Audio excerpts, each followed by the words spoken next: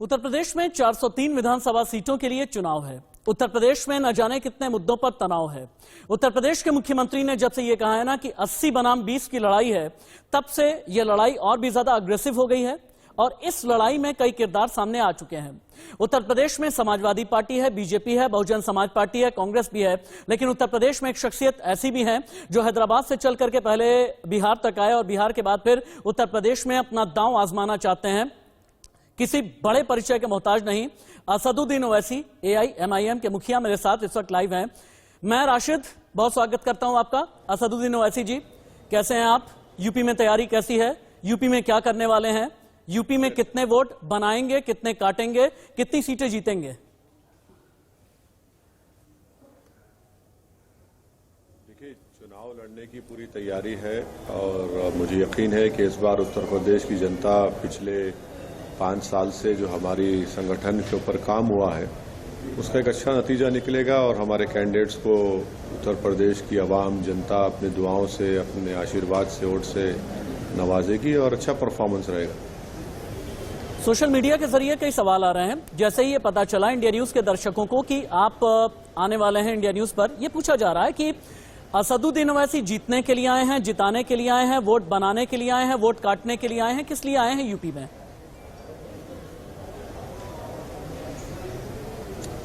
देखिए, कोई भी पॉलिटिकल पार्टी अगर इलेक्शन लड़ती है तो वो किसी को जिताने या किसी को हराने के लिए नहीं लड़ती है। वो इलेक्शन लड़ती है खुद के पार्टी के कैंडिडेट की कामयाबी और उनको जिताने के लिए।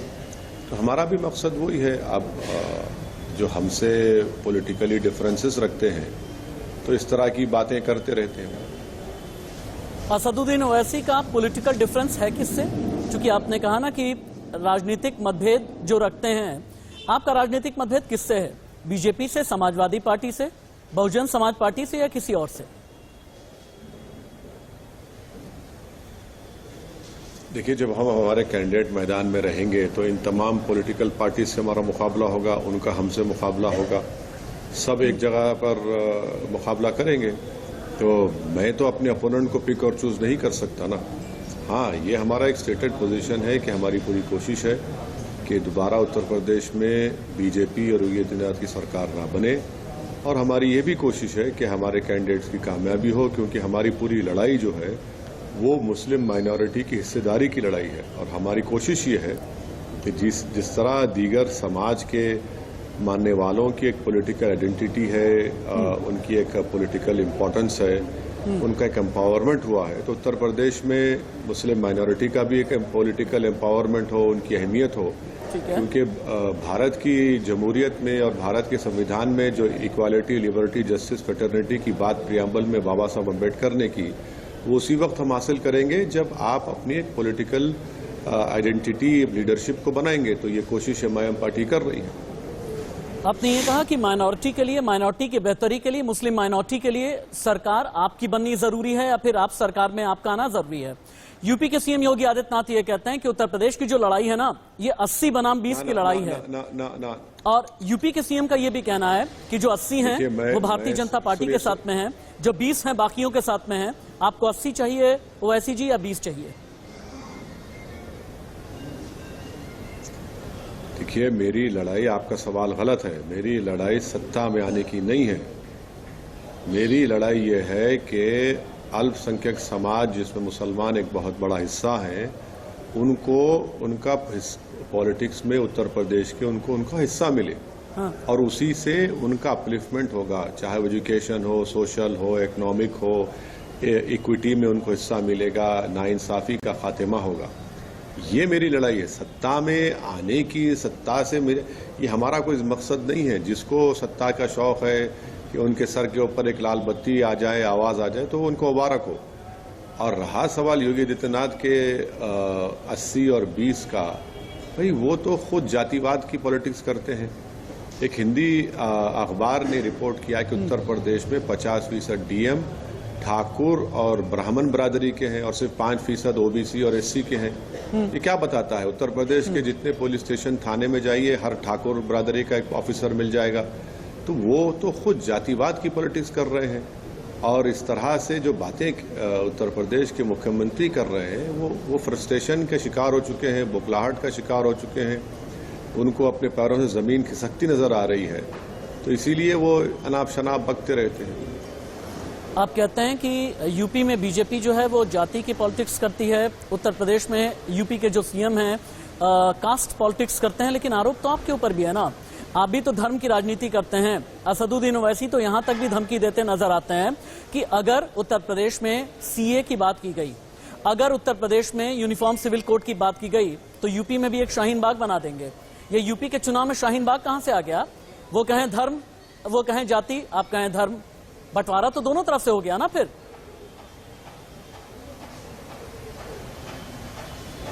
तो आप CAA को धर्म की नज़र ऐनक लगाकर देख रहे हैं, बड़ी अफसोस की बात है। CAA का कानून भारत के संविधान के खिलाफ बनाया गया है। CAA का कानून एक मजहब की बुनियाद पर बनाया गया है और इसीलिए तो भारत की एक बहुत बड़ी जनता ने CAA कानून की खिलाफ वर्जी की, उसकी मुखालिफत की और इसीलिए तो हमने उसके खिलाफ सुप्रीम कोर्ट में केस डाला। तो CAA कानून को अगर जो एक धर्म को एक्सक्लूड करके कानून बनाया गया, अगर इतने लोगों ने उसके मुखालिफत में आवाज़ उठाई, उत्तर प्रदेश में 22 लोगों की मौत हुई उस एजिटेशन में, आप उसको धर्म से जोड़ रहे हैं और धर्म की राजनीति कह रहे हैं, तो बड़ी अफसोस की बात है।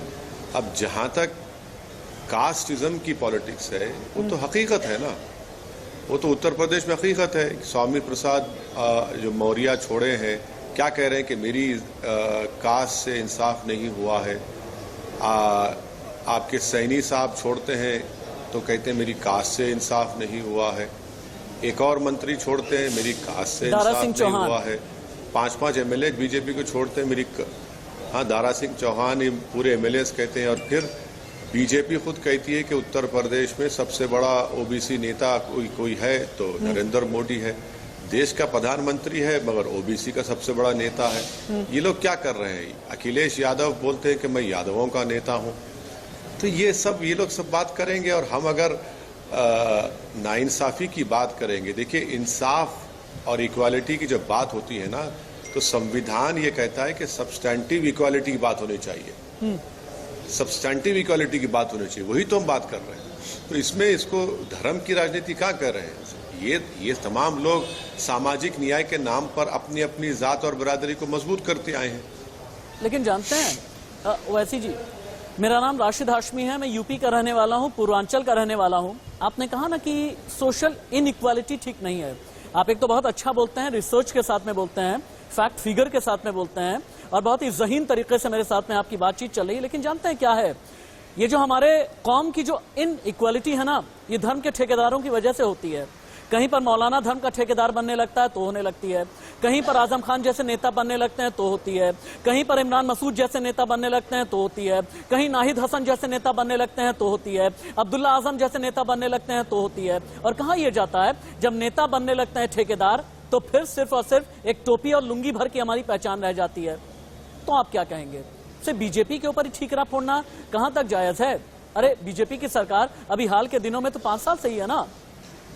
समाजवादियों को भी बोलिए, बहुजन समाज पार्टी वालों को भी बोलिए, बाकियों को भी बोलिए ना। नहीं, मगर आपने अपना नाम क्या बताया, फिर से बोलिए। राशिद हाशमी। मेरे दोस्त, जब आपको एक टीवी प्रोग्राम में अपना नाम बताना पड़ रहा है ये बताने के लिए कि आप मुसलमान हैं, तो आप तो मेरे सवाल का जवाब दे दिए ना। हाँ, ये बात आपकी सही है कि जिन जिन पार्टीज के नेताओं का आपने नाम लिया, जनाब राशिद साहब, ये तो बताइए कि क्या ये जिन बड़े बड़े नेताओं का आपने अभी नाम लिया वो तो मुसलमानों के नेता नहीं है, वो किसी एक मखसूस पार्टी के नेता जरूर हैं।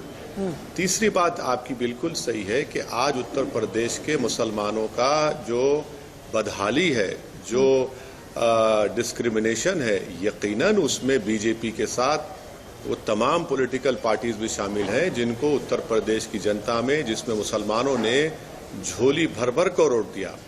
और उसका हमने जिक्र भी किया, हमने एक स्टडी करवाई जिसमें स्टडी में ये बात सामने खुलकर आ गई कि उत्तर प्रदेश में सिर्फ 1.70% मुस्लिम्स के पास 5 एकड़ जमीन है। ठीक है। जिसमें सिर्फ 5% गवर्नमेंट में एम्प्लॉयमेंट है, और उसमें जो ओबीसी मुसलमान है उसमें तो उनसे और नाइंसाफी हुई है। हमने ये भी बताया उस स्टडी में कि सिर्फ 3% ग्रेजुएशन है, 1% पीजी है, सबसे हाईएस्ट ड्रॉप आउट रेट। तो आपकी इस पर्टिकुलर बात से मुत्तफिक हूं कि चाहे बीएसपी हो, सपा हो या बीजेपी हो, इन्होंने मुसलमानों से इंसाफ नहीं किया। ये एक मुसलमानों से डरा कर वोट हासिल करते, एक मुसलमानों को झूठी दिलाकर वोट हासिल करते, मगर जब इनको सत्ता मिल जाती तो वो सिर्फ अपने ही बरादरी के लिए काम करते हैं। तो इसीलिए आपकी तकलीफ को महसूस करते हुए हमने ये फैसला लिया कि हिस्सेदारी की लड़ाई होगी, और यही बात से हमने आपसे गुफ्तगू का आगाज किया था कि जब यादव, जाटव, सैनी, राजभर, मौर्य, कुर्मी, कुशवाहा, ठाकुर, ब्राह्मण, बनिया, गुज्जर, जाट, जब इन सब समाजों की एक पॉलिटिकल शनाख्त है और उनके मसाइल हल हो रहे हैं, तो अब वक्त आ चुका है कि उत्तर प्रदेश के अल्पसंख्यक समाज, सुनिए मेरी बात मुकम्मल कर लेने दीजिए। आपको एक इंडिपेंडेंट अपनी लीडरशिप बनाना पड़ेगा जो बीएसपी सपा से आजाद होगी। बीजेपी तो किसी एक मुसलमान को टिकट नहीं दिया पिछले असेंबली के चुनाव में, ना लोकसभा में दिया। 300 एमपी एक मुसलमान नहीं है। तो जब बीजेपी आइडियोलॉजिकली मुसलमानों से पॉलिटिकल सोशल डिस्क्रिमिनेशन कर रही है, तो अब हमारे पास रास्ता यह है कि क्या हम सपा बीएसपी से एक्सप्लॉइट होते रहेंगे और सिर्फ मुशायरे की आवाज पर वाहवाह करेंगे, या फिर इफ्तार में खजूर मुंह में डाल लेंगे। हम ये कह रहे हैं कि ये आपकी बर्बादी का डेटा आपके सामने है, और वो उसी वक्त इसको सही हम कर सकते जब आप एक अपनी लीडरशिप बनाएंगे, हिस्सेदारी की बात करेंगे। लेकिन जानते हैं, आप तो कह रहे हैं सोशल डिस्क्रिमिनेशन, और मैं ये कहना चाहता था कि मैं राशिद हाशमी, मैंने किसी भी तरह की सोशल डिस्क्रिमिनेशन को फील नहीं किया। मैं एक आजाद पत्रकार के तौर पर, आजाद जुबान के तौर पर मैं सवाल करता हूं आपसे भी, बीजेपी वालों से भी, समाजवादी पार्टी वालों से भी। एक चीज क्यों असदुद्दीन ओवैसी को नागवार गुजरती है जब प्रधानमंत्री नरेंद्र मोदी कहते हैं कि मुझे एक हाथ में लैपटॉप, एक हाथ में कुरान चाहिए, जहां तक बात है मुसलमानों की। अगर यूपी के सीएम योगी आदित्यनाथ और प्रधानमंत्री नरेंद्र मोदी दोनों ये कहते हैं कि हमें चाहिए सबका साथ, सबका विकास, सबका विश्वास। अगर यूपी के सीएम योगी आदित्यनाथ और प्रधानमंत्री दोनों ये कहते हैं कि देश के लिए कानून होना चाहिए, अगर भारतीय जनता पार्टी की तरफ से यह संकेत दिया जाता है कि यूनिफॉर्म सिविल कोड होना चाहिए, तो क्यों आखिरकार जो मुस्लिम लीडर हैं उन्हें अपनी जमीन हिलती हुई नजर आती है? क्या ये लगता है कि मुसलमान जब तक वोट बैंक बने रहेंगे तब तक ठीक है, लेकिन जैसे ही इन्हें हक मिलने लगेगा तो दिक्कत हो जाएगी, और ये हक अगर भारतीय जनता पार्टी ने दे दिया तो फिर हमारे लिए तो बहुत ही ज्यादा दिक्कत हो जाएगी? क्या असदुद्दीन ओवैसी के भी जहन में ये बात चलती है? नहीं, मुझे नहीं मालूम कि आप किस बुनियाद पर इतने बड़े बड़े दावे कर रहे हैं। चलिए अब आपके एक एक सवाल का जवाब देते हैं और उसको एक्सपोज करते हैं। अब आप बताइए कि धर्म संसद होता है जिसमें राशिद साहब को ख़त्म करने की बात होती है, राशिद साहब के ख़ानदान को ख़त्म करने की बात होती है। सरकार किसकी है? बीजेपी की सरकार है। छत्तीसगढ़ में सरकार किसकी है? कांग्रेस की सरकार है। सुप्रीम कोर्ट में केस डालने के बाद 2 लोगों की गिरफ्तारी होती है, जिसमें से एक ही पर केस बुक होता है जेनोसाइड का। दूसरी बात, आप कहते हैं कि प्रधानमंत्री एक हाथ में कुरान, एक हाथ में कंप्यूटर। क्या आप राशिद साहब इस बात को नहीं जानते? अगर नहीं जानते तो मैं आपकी जानकारी में ला रहा हूं कि भारत में 5 लाख मदरसा मॉडर्नाइजेशन स्कीम के टीचरों को 4 साल से उनकी तनख्वाह नहीं दी गई है। आप उत्तर प्रदेश के किसी भी इस तरह के मदरसे को जिसको भारत सरकार और योगी सरकार से उनका शेयर मिलना चाहिए, पूछ लीजिए कि कितने साल से उनको तनख्वाह नहीं मिली और कैसे जिंदगी कस्मपुरसी के आलम में गुजार रहे हैं। ठीक है। तीसरा, आप कहते हैं कि सब में हिस्सा मिल रहा है। मैंने आरटीआई में एप्लीकेशन डाला, प्रधानमंत्री ग्रामीण आवास योजना में आप एक प्रोग्राम कर दीजिए कि कितने घर जो दिए गए हैं उसमें मुसलमानों को कितने घर मिले। चौथी बात, आप यूनिफॉर्म सिविल कोड की करते हैं तो चलिए आप बीजेपी से कह दीजिए कि उत्तर प्रदेश के चुनाव से पहले जो एग्रीकल्चर लैंड है उसमें बच्चियों को हिस्सा मिलना चाहिए। जबकि all India Muslim personal law board ने बरसों पहले इस तरह के रेजोल्यूशन पास करके उस वक्त की सपा सरकार को भिजाया था। तो ये सब बीजेपी के दावे झूठे हैं, और अगर ये सच होते तो फिर इनके पास एक एमपी जीतता ना लोकसभा से। जब आप अगर इतना कर चुके हैं मुसलमानों से। और आखिरी बात, असदुद्दीन ओवैसी ने अब से नहीं बल्कि 2004 से मैं इस बात का डिमांड कर रहा हूं, और मैं standing committee of social justice का मेंबर भी था, उसमें रिपोर्ट को उठाकर देखिए। हमने इस बात का डिमांड किया कि माइनॉरिटीज को जो स्कॉलरशिप मिलती है pre matric post matric merit cum means, उसको आप डिमांड ड्रिवन करिए। आप डिमांड ड्रिवन करते नहीं है। और हमने इस बात का मुतालबा किया कि जो फॉरेन स्कॉलरशिप मिलती है उसको इंटरेस्ट मत लगाइए, जो आप ओबीसी को नहीं लगाते आप उसको भी कबूल नहीं करते। ठीक है। तो ये, और फिर उत्तर प्रदेश में योगी सरकार ने क्या किया भाई, आपने ठोक दो की पॉलिसी पर 37% मुसलमानों को गोली मार दी। और हद तो ये है कि अगर इंसाफ का पैमाना देख लीजिए। आखिरी बात, अगर गुप्ता साहब गोरखपुर में मरते हैं तो योगी और अखिलेश पहुंच जाते हैं, 51 लाख का चेक दे देते हैं। वही बच्चा कासगंज में मरता है तो कोई पूछता नहीं है उसको, कोई जाकर फरियादी नहीं करता था। अगर आपको ये नाइंसाफी, देखिए सुनिए, मैं आपको बता रहा हूं। अच्छा, बीजेपी से एक और सवाल कर लीजिए। इन्होंने 5 साल में जहां जहां उत्तर प्रदेश में मुस्लिम बाहुल इलाके हैं, आप बैंक क्यों नहीं खोलते वहां पर? एटीएम क्यों नहीं खोलते आप वहां पर? बताइए ना। ये तो डेटा में दे रहा हूं आपको।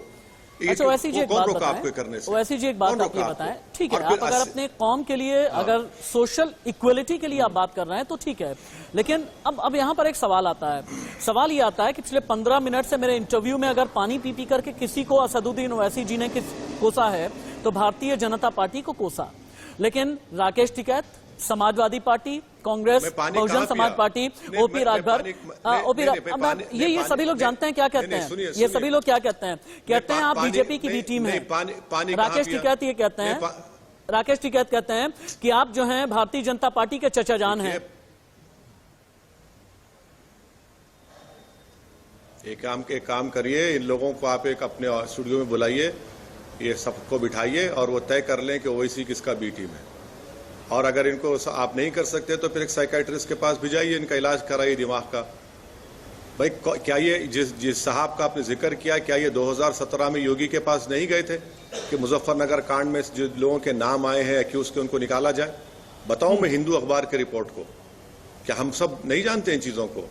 ये तो सब रिपोर्ट है ना, रिपोर्टेड हिंदू अखबार में। ये सब ये महाशय का जिसका आपने जिक्र किया, तो गए थे योगी के पास, जाकर उन्होंने कहा था कि आप एक्यूज के नाम निकलवा दीजिए। ठीक है, ठीक है। असदुद्दीन ओवैसी जी बहुत ही बेबाक अंदाज में, बहुत ही सीधे और सरल अंदाज में मेरे सवालों का आपने जवाब दिया है। आपसे मेरी एक गुजारिश है, चूंकि अभी का वक्त तो पूरा हो गया, लेकिन यूपी इलेक्शन के वक्त में दोबारा भी मैं आपका इंटरव्यू चाहूंगा, और मैं चाहूंगा कि ऐसे सवालों के साथ में आपका सामना कराया जाए, ऐसे लोगों के साथ में आपका सामना कराया जाए जो इस तरीके की बात करते हैं कि आप भारतीय जनता पार्टी की बी टीम है।